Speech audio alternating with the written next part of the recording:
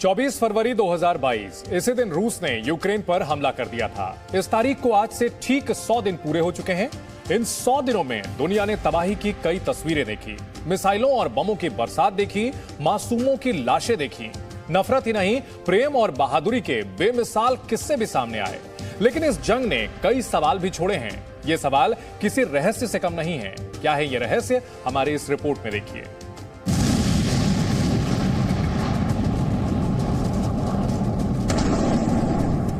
चौबीस फरवरी 2022 का वो दिन,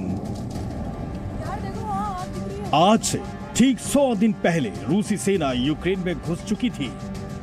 लेकिन इन 100 दिनों में कई सवाल भी सामने आए हैं और इन सवालों के जवाब कोई नहीं जानता। युद्ध के 100 दिन, 10 रहस्य।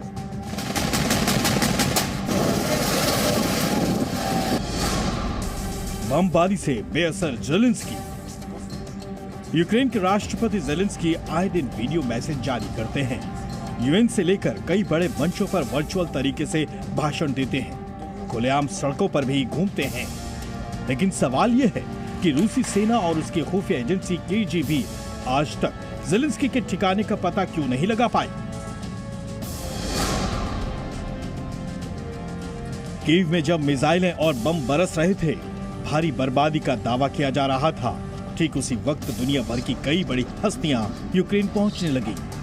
ब्रिटेन के प्रधानमंत्री बोरिस जॉनसन से लेकर जो बाइडेन की पत्नी जिल बाइडेन और हॉलीवुड एक्ट्रेस एंजेलिना जॉली तक कीव पहुंचे। यूक्रेन के आसमान पर रूस का नियंत्रण है। यूक्रेन का लगभग हर शहर रूसी मिसाइलों के निशाने पर है।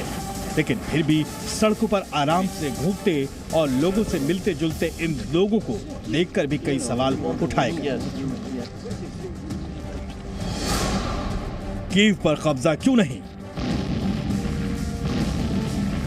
एक वक्त ऐसा भी था जब रूसी सेना यूक्रेन की राजधानी कीव तक पहुंच गई थी। कीव की घेराबंदी की जा चुकी थी।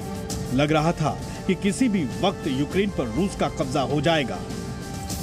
लेकिन अचानक रूसी सेना पीछे लौट गई।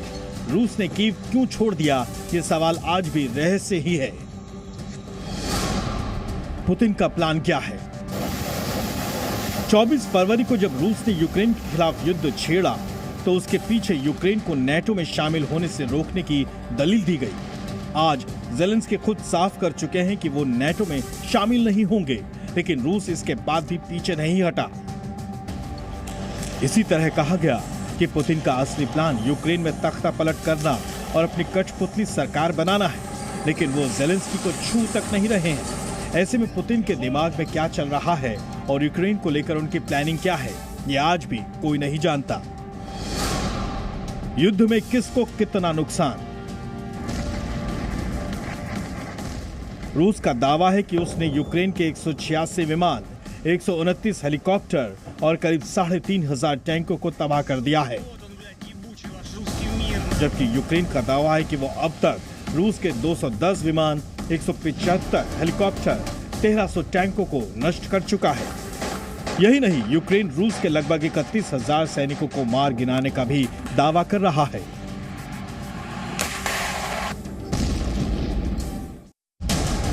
पुतिन की सेहत का रहस्य। इन 100 दिनों में ब्रिटेन से लेकर अमेरिका और यूक्रेन की खुफिया एजेंसियां पुतिन की सेहत पर गंभीर सवाल खड़े कर चुकी हैं। किसी का कहना है कि पुतिन को कैंसर है, तो कोई उनके सिर्फ कुछ दिन जिंदा रहने का दावा कर रहा है। कुछ नई मीडिया रिपोर्ट भी सामने आई है। इनके मुताबिक असली पुतिन की पहले ही मौत हो चुकी है और अब पुतिन नहीं बल्कि उनका बॉडी डबल रूस की सत्ता संभाल रहा है। हालांकि सच क्या है, यह आज भी रहस्य ही है। पुतिन का परमाणु प्लान। युद्ध की शुरुआत से ही पुतिन परमाणु हमले की धमकी देते आए हैं। कई बार तो उनके हाथों में उनका न्यूक्लियर ब्रीफकेस भी देखा गया। कयास लगाए गए कि पुतिन कभी भी यूक्रेन पर परमाणु हमले का आदेश दे सकते हैं। ये डर अभी भी खत्म नहीं हुआ है और न ही किसी को ये पता है कि पुतिन का परमाणु प्लान है क्या। रूबल का रुतबा कैसे कायम?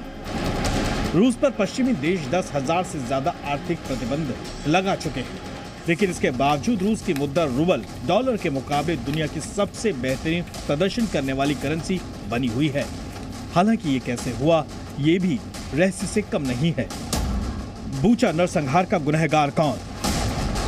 यूक्रेन के बूचा शहर में नरसंहार का दर्दनाक किस्सा भी कम रहस्यमय नहीं है। Presenting B News app, available on Google Play and App Store. Download it now.